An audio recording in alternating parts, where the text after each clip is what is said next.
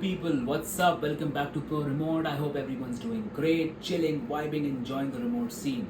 So what are we going to talk about today? Well, topic for today is the kind of attitude and mindset you need to succeed in remote work.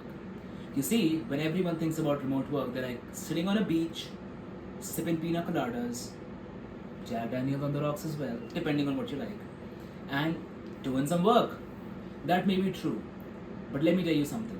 A lot of times, remote work is about staying home, getting a job done.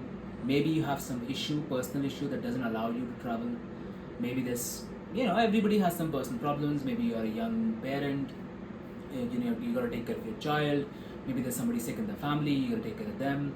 In those scenarios, you must remember that in order to succeed in remote work, you have to have three fundamental things under control. It's not just about glitz and glamour. It's not just about traveling everywhere, working when you want. That's not how it works. Alright? So these three things. First and foremost, accountability.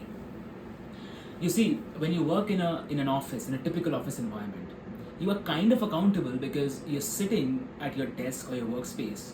You can't just randomly do stuff over there. And then you're surrounded by people who are also working, you've got cameras everywhere, you've got people moving around.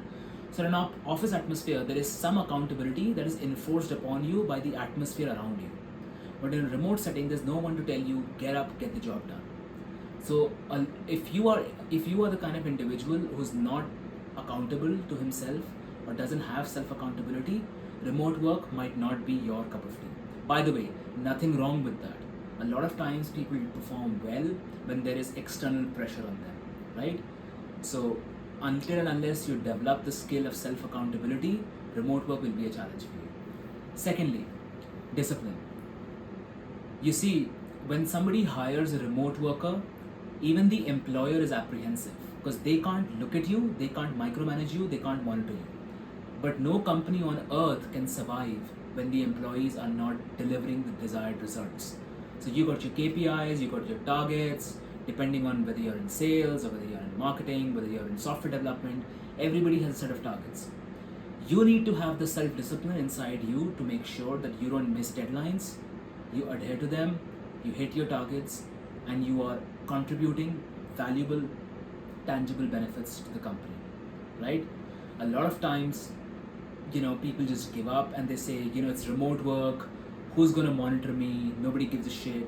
But if that's the attitude, then I'm going to tell you, you're going to have a lot of problem in remote work. So accountability, discipline, time management. Time management in a remote setting is not your average time management skill. Think about it. Imagine your higher leadership is in America. Let's play an imagination game. The management, the medium level management is in India, and let's say the ground staff is in Philippines.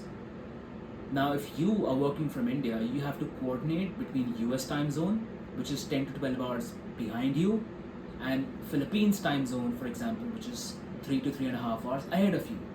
So when you're working remotely, you have to understand that time management is much more crucial because you have to make sure that you align with the different time zones.